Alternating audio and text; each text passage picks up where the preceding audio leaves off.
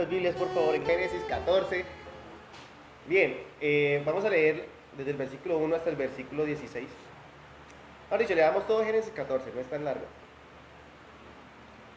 Pero no se preocupen, no lo voy a predicar todo. No creo que me alcance el tiempo. He aprendido que de una frase puedo sacar una predicación, entonces vamos a ver si lo hacemos. Génesis capítulo 14 dice la palabra de Dios. Aconteció en los días de Amrafel, rey de Sinar, a Irod, rey de Elazar, Kedorlaomer, rey de Elán, y Tildal, rey de Goim, que estos hicieron guerra contra Berad, rey de Sodoma, contra Bizar, rey de Gomorra, contra Sinar, rey de Adma, contra Semeber, rey de Seboim, y contra el rey de Bela, la cual es Zoar. Todos estos se juntaron en el valle de Sidín, que es el mar salado. 12 años habían servido Kedorlaomer, y en el 13º se rebelaron. Y en el año 14 vino Kedorlaomer. Si alguna vez han pensado tener hijos las parejas, aquí hay un nombre bellísimo, Kedorlaomer. Y los reyes que estaban en su parte, y derrotaron a los refaitas en Astarot Karnaim, a los susitas en Am, y a los emitas en Sabed Kiriataim, y a los oreos en el monte de Seir, hasta la llanura de Parán, que está junto al desierto. Y volvieron y vinieron en Mizpah, que es Cades, y devastaron todo el país de los amalecitas, y también al amorreo que habitaban en Asesontamar. Y salieron el rey de Sodoma, el rey de Gomorra, el rey de Adma, y el rey de Seboí, y el rey de Bela, que es Zoar, y ordenaron contra ellos batallas en el valle de Sidín. Esto es contra Kedorlaomer, rey de Elán, Tildán, rey de Goín, Asrafel, rey de Sinar, y Arioc, rey de Eleazar. 4 reyes contra 5. Y el valle de Sidín estaba lleno de pozos de asfalto, y cuando huyeron el rey de Sodoma y el de Gomorra algunos cayeron allí, y los demás huyeron al monte, y tomaron toda la riqueza de Sodoma y de Gomorra y todas sus provisiones, y se fueron. Tomaron también a Lot, hijo del hermano de Abraham, que moraba en Sodoma, y sus bienes, y se fueron. Y vino uno de los que escaparon y lo anunció a Abraham, el hebreo, que habitaban en el Sinar de Manré, el amorreo, hermano de Escol y hermano de Abner, los cuales eran aliados de Abraham. Oyó Abraham que su pariente estaba prisionero, y armó a sus criados, los nacidos de su casa, 318, y los siguió hasta Dan, y cayó sobre ellos de noche, él y sus siervos, y les atacó, y le fue seguido hasta Obá, al norte de Damasco, y recobró todos los bienes, y también a Lot, su pariente, y sus bienes, y las mujeres, y las demás gente. Sí, versículo 17.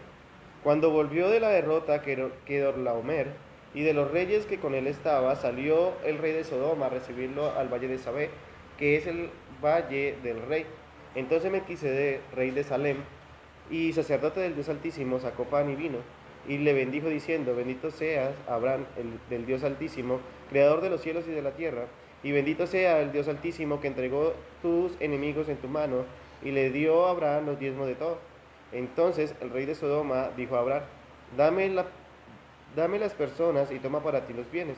Y respondió Abraham al rey de Sodoma: he alzado mi mano a Jehová, Dios Altísimo, creador de los cielos y de la tierra, que desde un hilo hasta una correa del calzado nada tomaré de todo lo que es tuyo, para que no digas: yo enriquecí a Abraham, excepto solamente lo que comieron los jóvenes, y la parte de los varones, que fueron conmigo, Aner, Escol y Manré, los cuales tomaron su parte. Padre, te damos gracias. Me presento una vez más ante ti, para que seas tú usándome en la noche de hoy en la exposición de tu palabra. Seas tú, Señor, dándonos sabiduría y abriendo nuestro entendimiento para poder ver las riquezas de este pasaje y poder, Señor, vivir moviendo el invisible. Te lo pedimos en el nombre de Jesús. Amén. Y amén.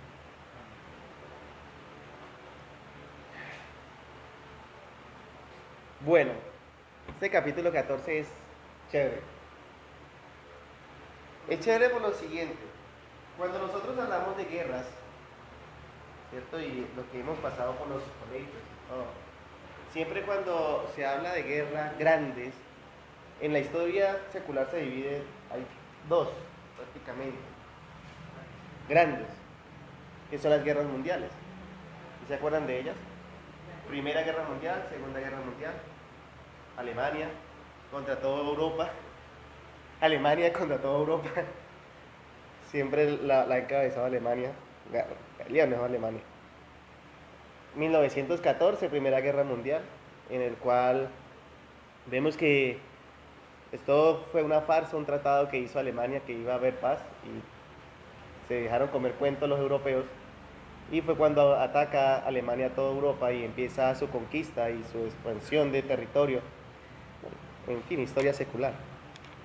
Pero si vamos al texto bíblico, pues hay una Primera Guerra Mundial antes de la Primera Guerra Mundial. Y está situada aquí en el capítulo 14 de Génesis. Estamos en un periodo donde ya la tierra está poblada, hay extensión de terrenos y vemos que ya las familias se han esparcido desde Noé cuando desciende con sus hijos ya tienen hijos y se esparcen las familias y empieza todo la conquista de la tierra como tal.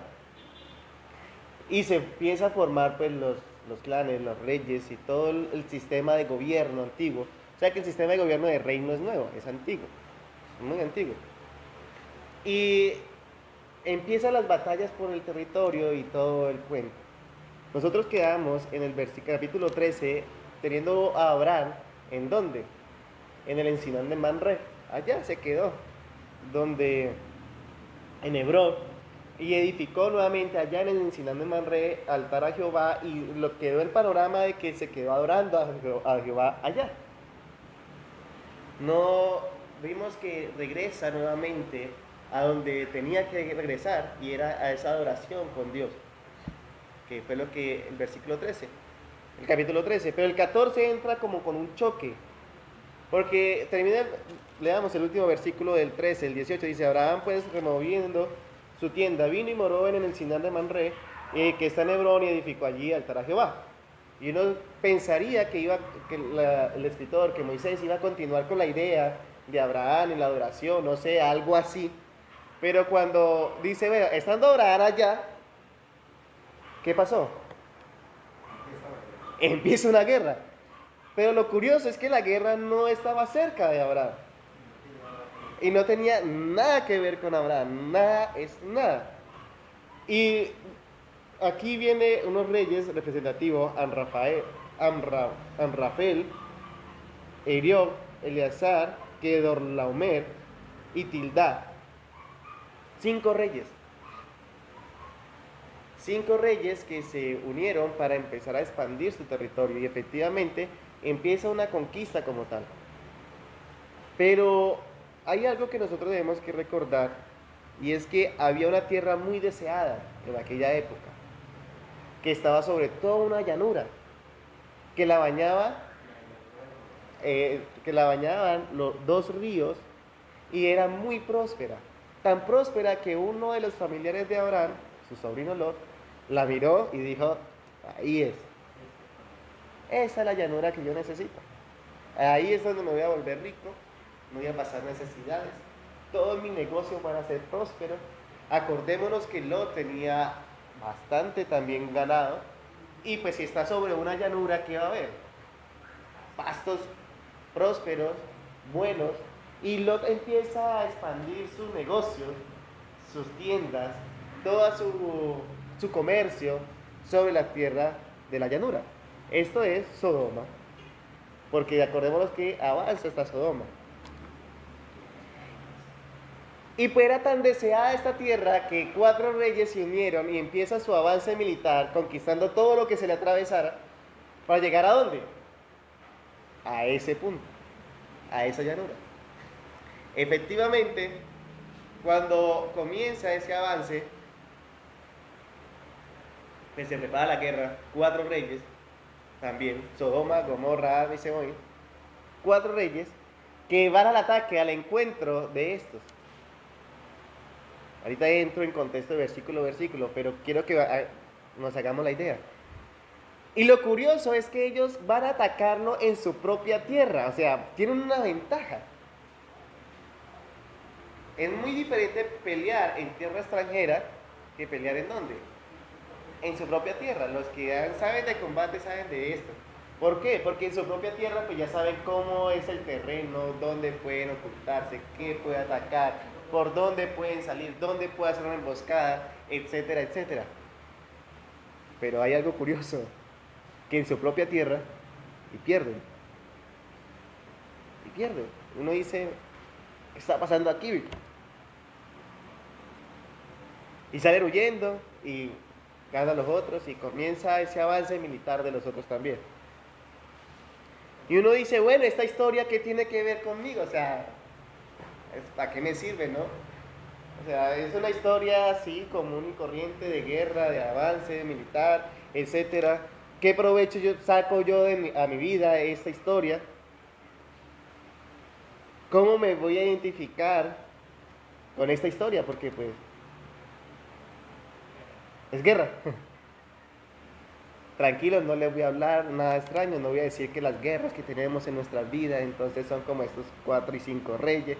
No, nada que ver. Lo que sí es que hay que mirar algo, y es lo como voy a enfocar la predicación la noche de hoy, y es poner la mirada en Dios. Poner la mirada en Dios. Y algo curioso es que vemos que Abraham estaba en Hebrón adorando a quién? A Dios. Cuando empieza esta guerra, y empieza el desarrollo de esta guerra, ¿cierto? Y uno dice, sí, estaba adorando a Dios. Y es lo que vamos a ver. Poner nuestra mirada en Dios. Capítulo 14, versículo 1 en adelante. Dice, aconteció que los días de Rafael, rey de Sinar, Erio, rey de Eleazar, Kedorlaomer, rey de Lan, y Tildal, rey de Goín, que en esto hicieron guerra contra Berá, rey de Sodoma, contra Bizar, rey de Gomorra, contra Sanir, rey de Ame, contra Semaver, rey de Seboín, y contra el rey de Bela, la cual es Zoar. Todos estos se juntaron en el valle de Sidín, que es el mar salado. Los primeros versículos lo que nos deja ver es el panorama, ¿sí? O la entrada. ¿Dónde estaban ubicados? ¿Quiénes estaban ubicados? ¿Con quién contra quién en la guerra? Y cómo iba a ser todo el desarrollo de ella. Eso es como el panorama inicial. O sea, aquí en ningún momento Abraham está presente, en ningún momento vemos que, no, Abraham, no, como le dije, estaba lejos de la guerra, y lo único que está haciendo en este momento Abraham, ¿qué era? Edificando altar a Jehová, adorando al Señor, y con su vida allá en Hebrón. Entonces, ese es el desarrollo. Versículo 4. 12 años había servido Kedorlaomer, y en el 13º se rebelaron. Este Kedorlaomer, aunque lo ponen como rey, este era un rey como subyugado, porque lo ponen como siervo de los demás reyes. ¿Qué otros reyes? Sencillamente este era un rey que estaba subyugado por los reyes de Sodoma, más que todo el rey de Sodoma. Por eso dice que en el el año 14, lo que hace este es rebelarse o irse en contra, ¿bien? Como para tener un panorama. Versículo 5, y en el año 14 vino Kedorlaomer a los reyes que estaban en su parte y derrotaron a los refaitas en Astarot Carnaim, a los susitas en Amnán y a los emitas en Sabed Kiriataim, y a los oreos en el monte de Seir hasta la llanura de Parán, que está junto al desierto. Ya que cuando llegan a la llanura de Parán, ya estaba muy cerca al valle o a la llanura de Sodoma, ya estaba cerca. O sea que lo que ellos estaban haciendo era un avance militar. A la mano izquierda estaba lo que es el Mar Muerto, comienza toda su ascendencia por todo el norte del antiguo conocido, hasta empezar a bajar y llegar a la llanura de Sodoma.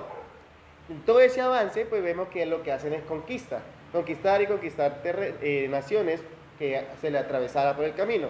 ¿Qué pasaba con las naciones que se le atravesaban? Si la conquistaban, ¿eran de quién? De ellos, el que la conquistaba. ¿Y qué pasaba con el ejército? Aumentaba. Nación que conquista, nación que se queda con todo, aún con el ejército de la nación conquistada. Y pues sencillamente el ejército del avance iba creciendo. No iban poquitos. Tampoco tengo el número de personas que iban, pero era un ejército bastante numeroso. Quedamos en el versículo 6, 7, dice, y volvieron y vinieron a Mispar, que es Cades, y devastaron todo el país de los amalecitas, y también al amorreo que habitaba en Asesontamar. Y hasta aquí vemos ya que la conquista fue aún mayor. ¿En qué sentido? Los amorreos y los amalecitas no eran naciones pequeñas, tan pequeñas no lo eran. Siempre era un número más bien grande. Acordémonos que en parte de la historia uno dice, pero ¿por qué es aquí? Si salen después, si vienen después. Pero parte de la historia es que estas dos naciones como tal, son enemigas del pueblo de Israel. Pero también viene siendo de familia, ¿de quién? Del pueblo de Israel. O sea que en parte ellos en sí no están lejos de la bendición de que serán benditas en ti todas las familias de la tierra, sino que en parte está bajo también bendición de Dios, bajo su promesa general. Por eso no son naciones pequeñas, tengámoslo presente. Al ver los sodomitas, bueno, todo Sodoma, Gomorra, Adán y Zeboim, que ya ellos conquista a los amalecitas y a los amorreos, pues ya salen al encuentro. Ya saben que sí o sí iban para ellos. Y sí o sí el ataque era inminente. Eso es como la novela de una crónica de muerte anunciada, así ya. Si no se ponían las pilas, los acababan. Pero pues ellos dijeron, no, nosotros podemos.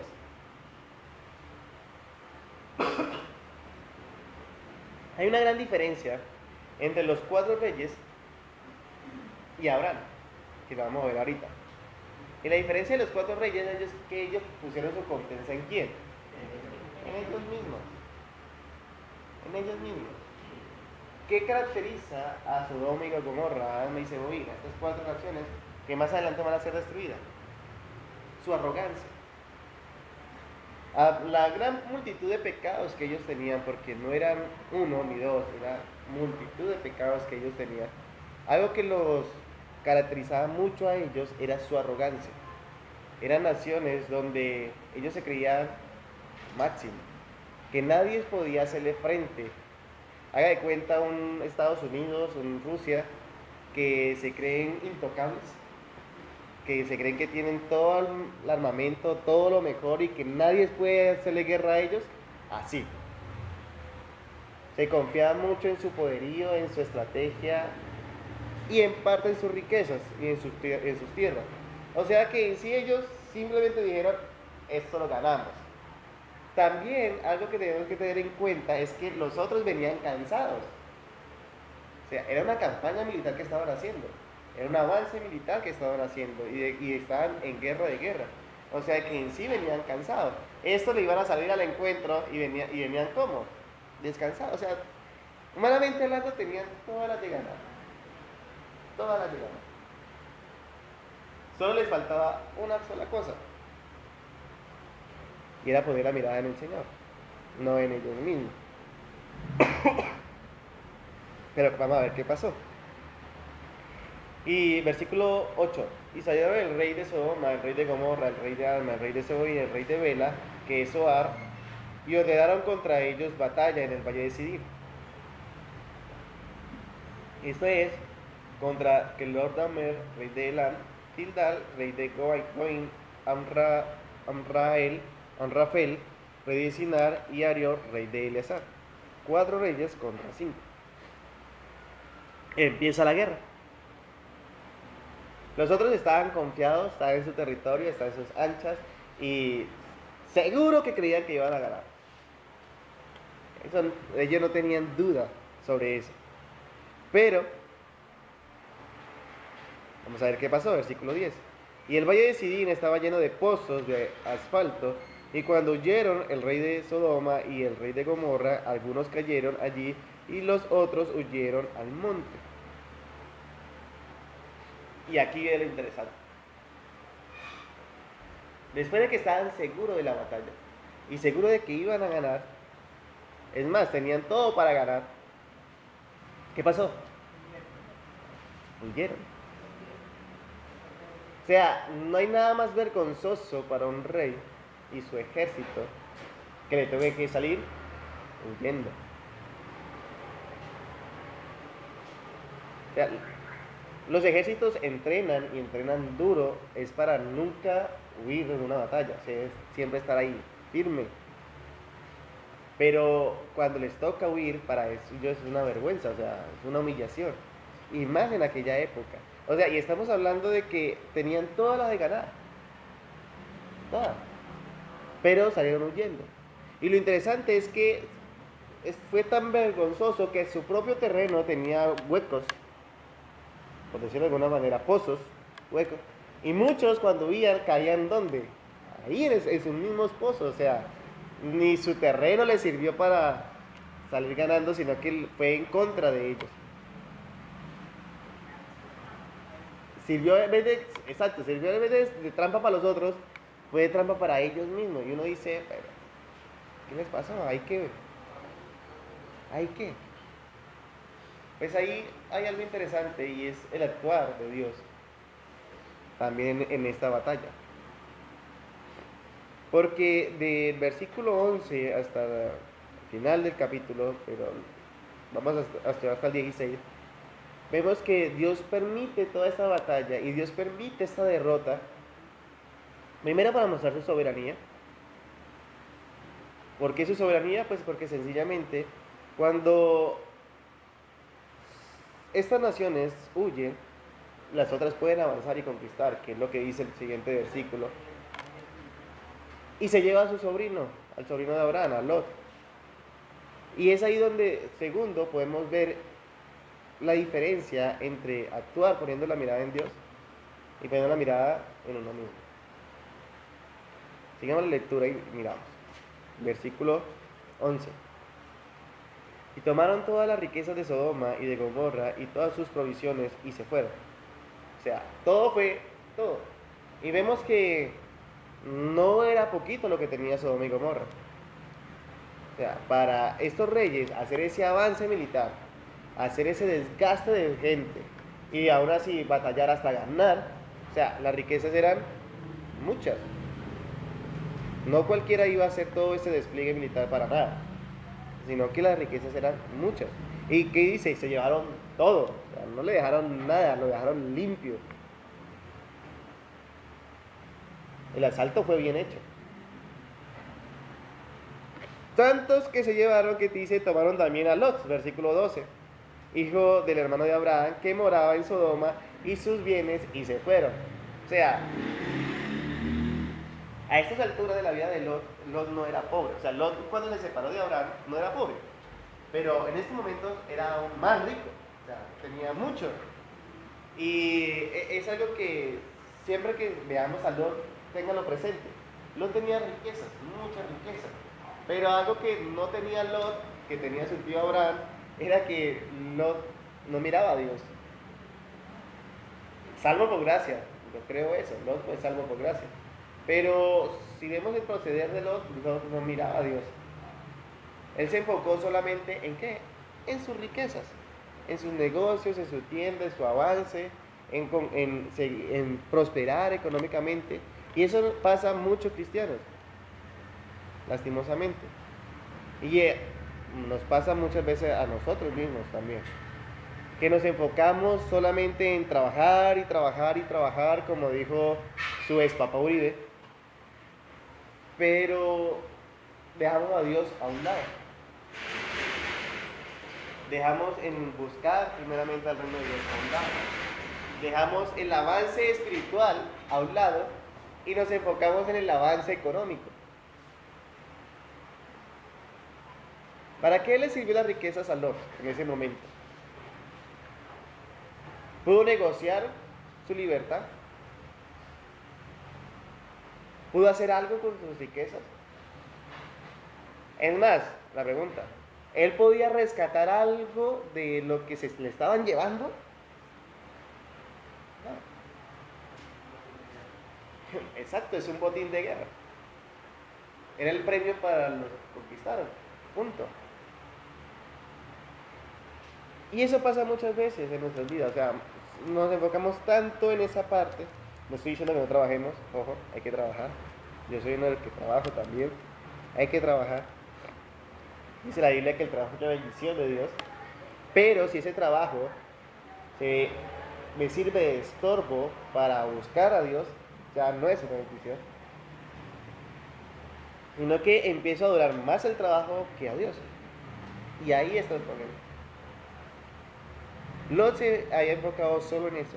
Y vemos que se le llevaron todo.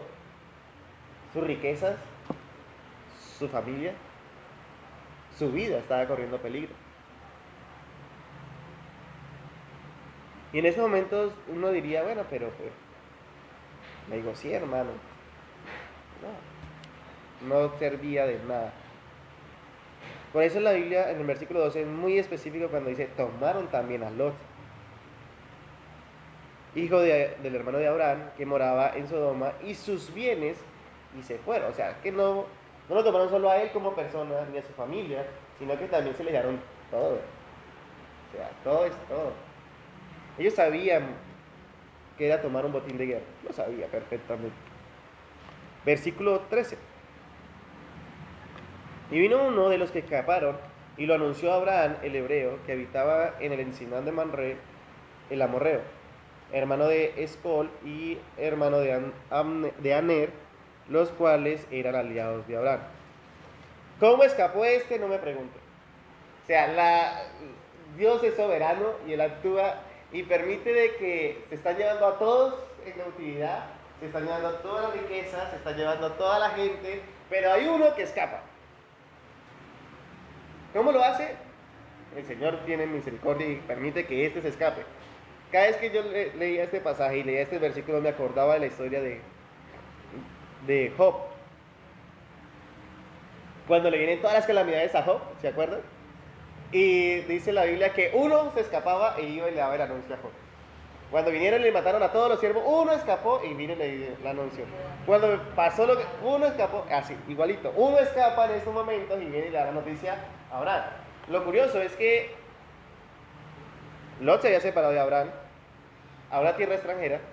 Abraham no miró las riquezas, sino que Abraham miró fue al Señor y el Señor lo bendijo aún más porque le dijo, mire, todo es tuyo, para donde coja va a ser tuyo.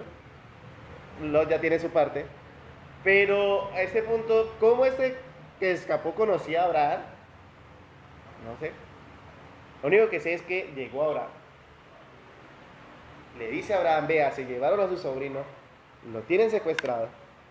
Muy probablemente lo iban a matar porque muy probablemente podían hacerlo. ¿Y qué hace Abraham? Saca su ejército de 1000 hombres. No. Abraham no tenía ejército. Abraham era un simple ganadero. Tenía siervos, sí, y muchos siervos. Pero un ejército de guerra, no. Estamos mirando que son 4 reyes que vinieron en conquista, derrotaron a 5 reyes y que derrotaron todo lo que se le atravesaba en camino. O sea, su ejército estaba sí o sí preparado para la guerra completamente. ¿Y Abraham qué tenía? A 2 amigos y a sus siervos. 2 amigos en los cuales Escol y Aner.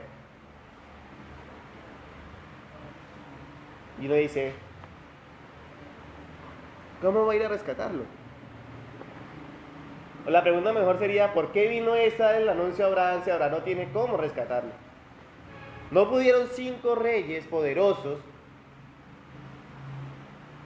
derrotar a ese ejército, evitar la conquista?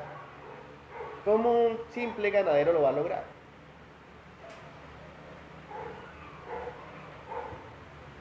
Versículo 14.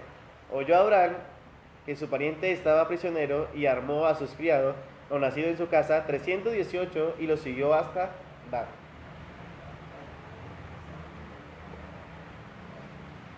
¿Alguien se ha visto la película 300? Los que nos gustan las películas de acción sabemos de esta película. Cuando llega el rey y dice, esto es Esparta, y pum, le pega así, lo manda a la vida. Buenísima. Lo curioso es que me hubiera encantado ver esta película, los 318 de Abraham. Porque los 300 eran guerreros de verdad, o sea, su plan era de guerra y tenían sus espadas, sus escudos, su estrategia militar. Vemos que eran muy organizados los de la película, ¿no? Muy organizados, tenían una estrategia militar tan buena que no había ejército que lo pudiera derrotar. Lo único que lo pudieron derrotar fue por una mala decisión que tomó el rey y se le fue un traidor. Y ahí sí pudieron derrotarlo. De resto, todo ejército que se le viniera salía derrotado. Ejércitos enormes, ejércitos de reyes que se creían dioses y lo hizo sangrar y le dice, aún tú no eres Dios porque sangras. Y así, ¿no? Y ¡guau! Pero a estos 318 varones criados, yo me imagino a estos hombres allá armados, no sé, con palos, asadones, machetes, yo creo que lo único así de pronto. Acordémonos que ya se manejaba lo metal. De guerra casi, no faltan uno que otro peleón por ahí de los 318, pero de estrategia militar que uno diga, pueden ir a hacerle frente a este ejército y derrotarlo, ¿no? No falta el que tenga miedo porque pues, fueron 5 reyes a que derrotaron. Y fue tan grande la derrota que lo dejaron vaciadas las ciudades. No falta el que tenga miedo. Pero lo curioso es que a Abraham no le tiembla, o sea, a Abraham no le da miedo. Abraham oye que su sobrino está secuestrado y dice, armemos mi gente y vámonos. La pregunta es, ¿por qué no tiene miedo Abraham?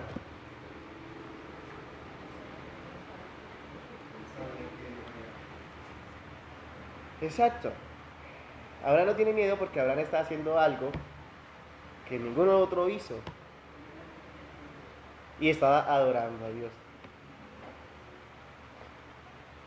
Yo me imagino, no lo dice el texto, pero me lo imagino en la película ahí, a Abraham en ese momento recordando cómo Dios los libró del faraón, cuando mintió, cómo Dios los prosperó en todas las áreas, cómo lo guardó desde que lo sacó de su tierra y de su parentela, y cómo lo ha bendecido hasta el momento, que no lo ha dejado solo, que una y otra vez le ha reafirmado la promesa.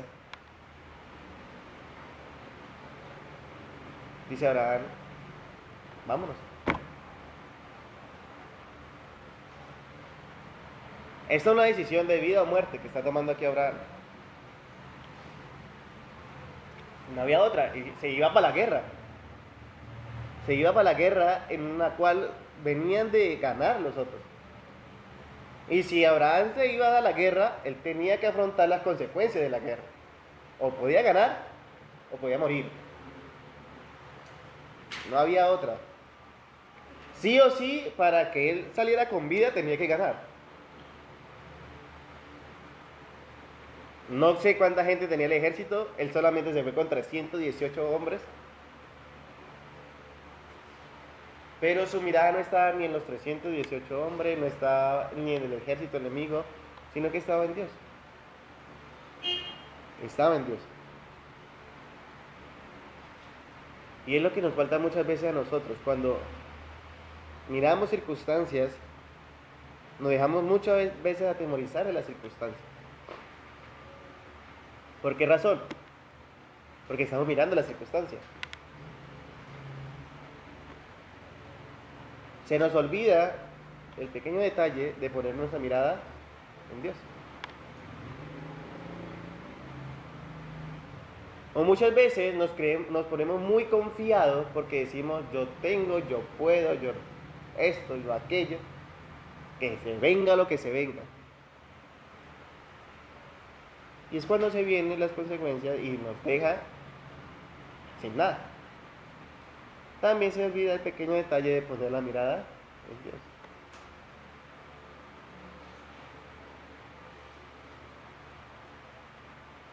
Hemos aprendido a andar mucho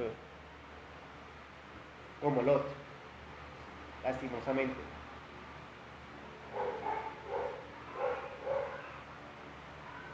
Poniendo mucho la mirada en las cosas terrenales. Poniendo la confianza en lo que poseemos. Y se nos olvida que todo lo que nosotros poseemos lo tenemos es porque Dios nos lo ha querido dar. Y así como Él nos lo ha dado, así facilito lo puede quitar. Somos muy buenos para hacer planes y proyectos, pero es que no tenemos el control ni siquiera de nuestra salud. Una simple gripe me mandó a tomar antibiótico. Una simple gripe. Y uno dice, yo soy un roble. Yo siempre digo lo mismo. Me dice mi mamá y mi abuela, los robles también se quiebran. Los robles también se quiebran. Pero es la verdad, o sea, uno no puede, o sea, uno no es una neblina. Hoy está, mañana quién sabe. Lo único que nos corresponde a nosotros es poner la mirada en nuestro Señor. No hay otro. No hay otra manera, no hay otra forma. Por eso, este es uno de los pasajes que uno muchas veces pasa por alto como parte histórica, como que, sí, la guerra, y Abraham rescató a Lot, y bien. Pero es que el contexto y la idea del pasaje es eso. Vea, están los que ponen la confianza en sus cosas, ponen la confianza en ellos mismos, y están aquellos que ponemos la confianza en Dios. ¿Dónde está tu confianza? Si Abraham por un momento hubiera puesto la confianza en lo que él poseía frente a lo que iba a enfrentar, muy seguramente él no hubiera ido. Muy seguramente él no hubiera ido. Y es más, mire, algo que me sorprende muchísimo es que es tanta la seguridad de Abraham que le infunde a sus siervos y que le enseña a sus siervos la seguridad hacia Dios, que dice, todos se armaron y ¿qué hicieron? Y lo siguieron. Y lo siguieron.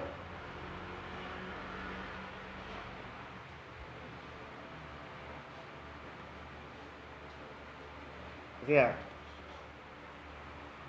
era sí o sí, muchas veces yo lo digo, es una pelea de tigre con burro amarrado.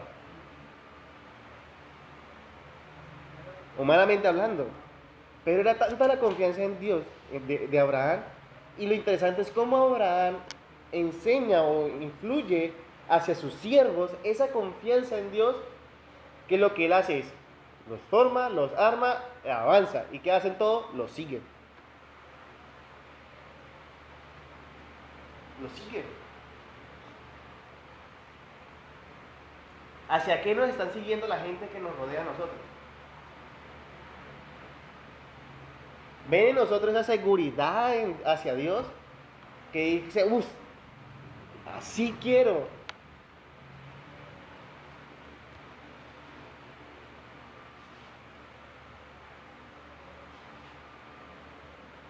Que no importa lo que se venga, eres inamovible de las cosas de Dios. Vea, tenaz. Quisiera tener esa seguridad.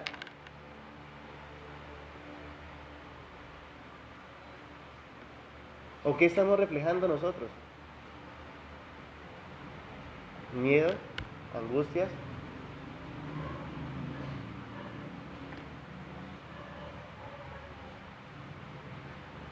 Es para pensar. O sea, es que es tremendo. 318 y se termina el versículo 14, dice, y lo siguió hasta Dan. el avance fue progresivo. Ninguno se le devolvió. ¿Podían hacerlo? Sí. Aunque eran sus siervos, podían hacerlo. Recordémonos que todavía no estaban en la era de la esclavitud. Tenía siervos, pero no era sí o sí.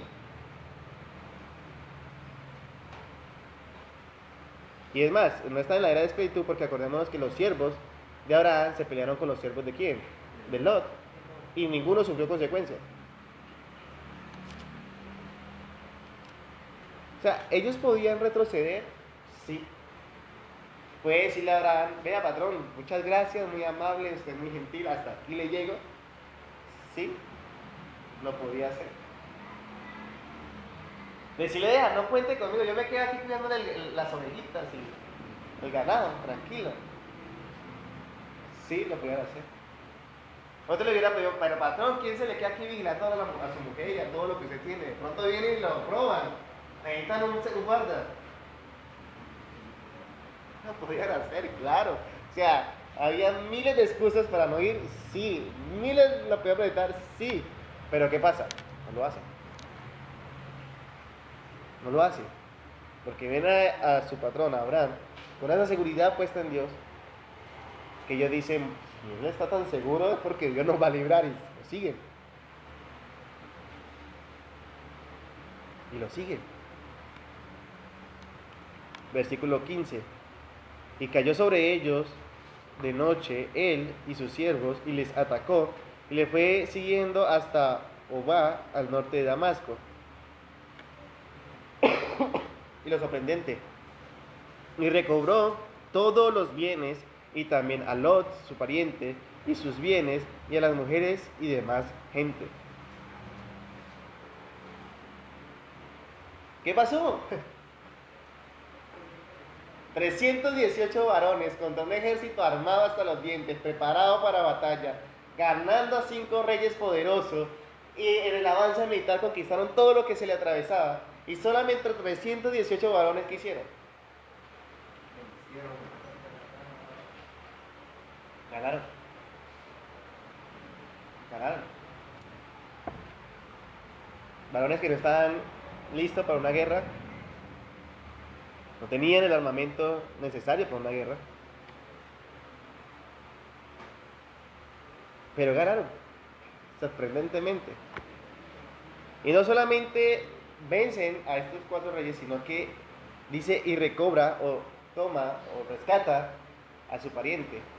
Y no solamente a su pariente, sino a las mujeres, a la gente que se han llevado. Y no solamente eso, sino que también que recobran todos los bienes que se le habían llevado.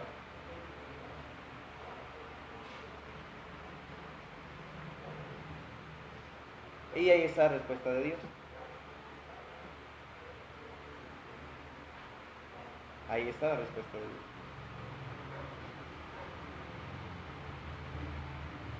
No sé si les ha pasado o cuántas veces les ha pasado, pero cuando deja de luchar por tus propias fuerzas y empieza a confiar en el Señor, uno ve la respuesta de Dios.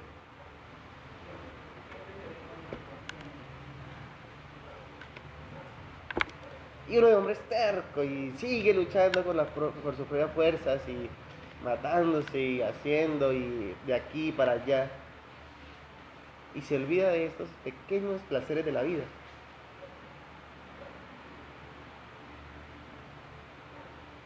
Dice una propaganda, los pequeños placeres de la vida toman su tiempo, claro.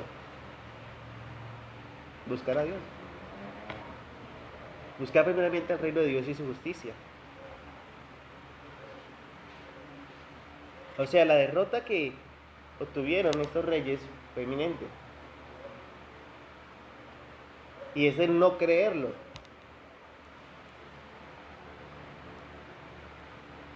Así como cuando en las películas de 300 ellos iban avanzando en la batalla y derrotando a cada rival que se le oponía y nadie creía que ellos podían ganar. Cuando regresaban a sus tierras recibían las alabanzas porque todo estaba en la expectativa de en qué momento la noticia llega que los 300 murieron, porque no creían que podían. Yo me imagino esta misma escena, 318 varones allá, entran al campamento, no sé, como, imaginémonos que entran al campamento porque cayeron de noche, entran al campamento, derrotaron a todos, rescatan a Loa, a toda la gente, rescatan todos los bienes que se le habían llevado, salen victoriosos y todos aquí en la tierra, me imagino yo a Saraí ahí en la casa esperando, a ver que si sigue con vida, o no llega con vida este Morgan.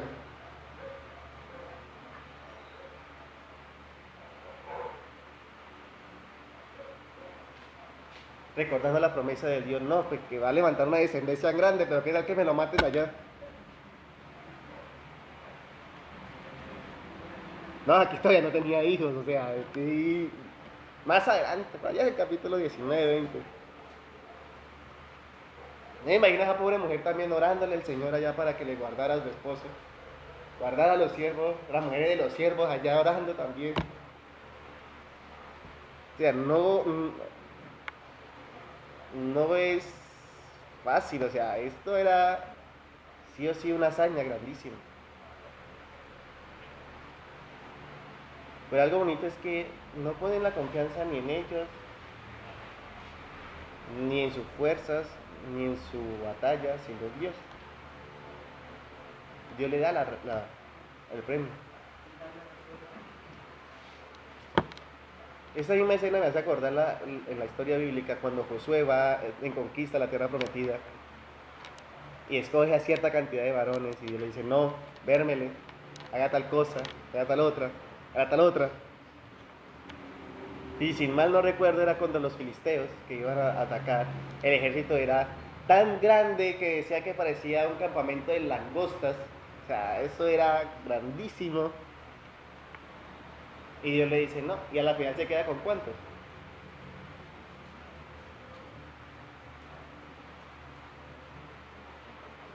Con poquitos, sí.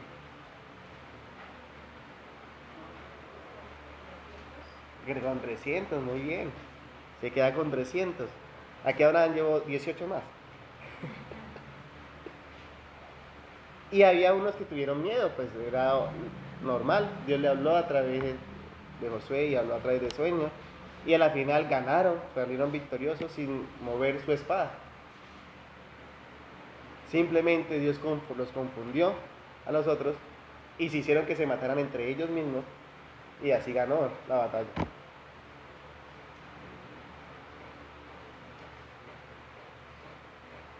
No sé si hubo muertes o no en esta guerra, en esta conquista. Pero lo único que sé es que sí hubo una confianza en Dios. Sí hubo una confianza en Dios.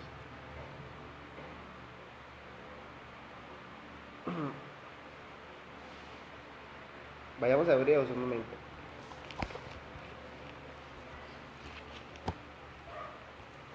Hebreos.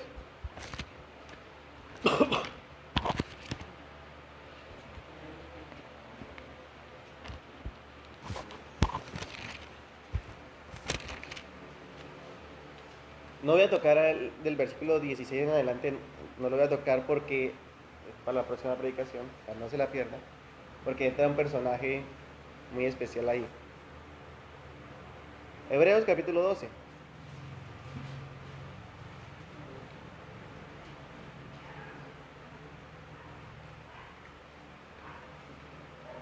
Versículo del 1 en adelante. Hebreos 12 del 1 en adelante. Dice, por tanto, también nosotros teniendo en derredor nuestro tan grande nube de testigos, despojémonos de todo peso y del pecado que nos asidia, y corramos con paciencia la carrera que tenemos por delante. Yo ya expliqué este capítulo cuando prediqué sobre el libro de Hebreos, pero para tomarlo con semejanza a Génesis, lo que estamos viendo, en sí, Abraham y sus 318 se tuvieron que despojar de todo temor, de todo miedo, para poder hacer ese avance.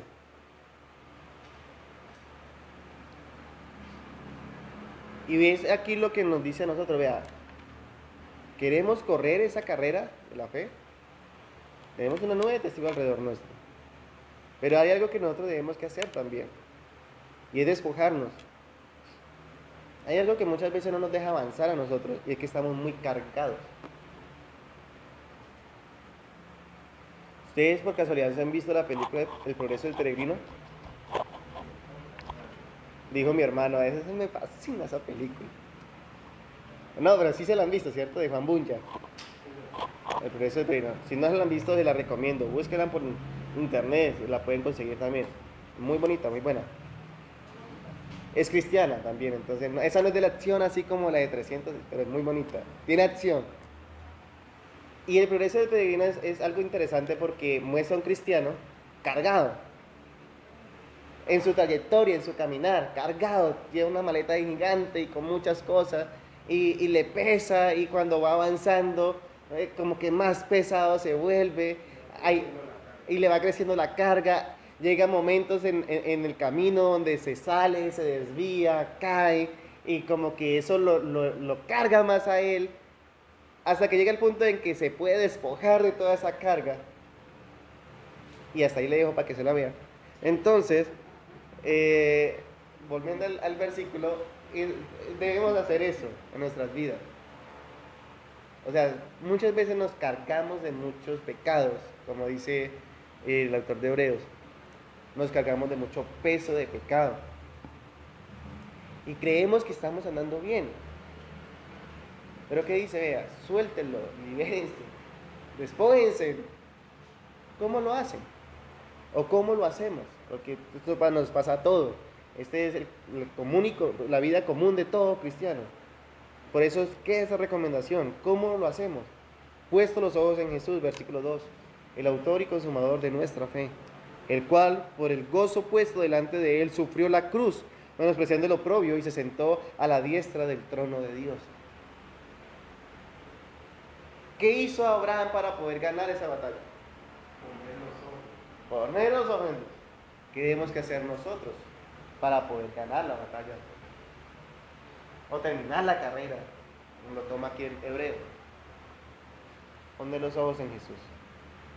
Poner los ojos en Jesús. La batalla que ninguno de nosotros podía ganar, ya Él la ganó. Era la batalla de esa separación entre Dios y nosotros. Ese abismo inmenso que había, que nadie podía acercarse a Dios por su propia cuenta, Él ya la ganó por nosotros. Él ya cerró ese abismo, cerró esa brecha y nos une al Padre. Por eso el autor de Hebreo dice, vea, ponga los ojos en Él.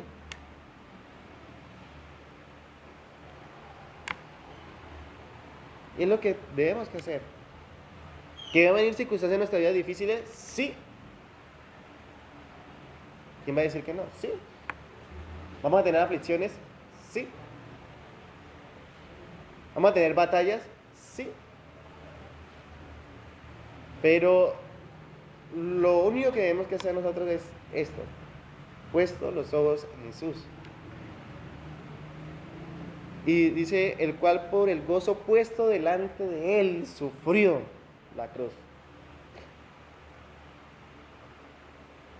Menospreciando el oprobio, y se sentó a la diestra del trono de Dios. Él sabía que la única forma que había para salvarnos, para salvarte a ti y a mí, era ese, la cruz. ¿Menospreciado? Sí. Pero aún así, ahora está sentado en el trono de Dios. Versículo 3, considerad aquel que sufrió tal contradicción de pecadores contra sí mismo, para que vuestro ánimo no se canse hasta desmayar. Aquí no está diciendo que nuestro ánimo no se va a cansar,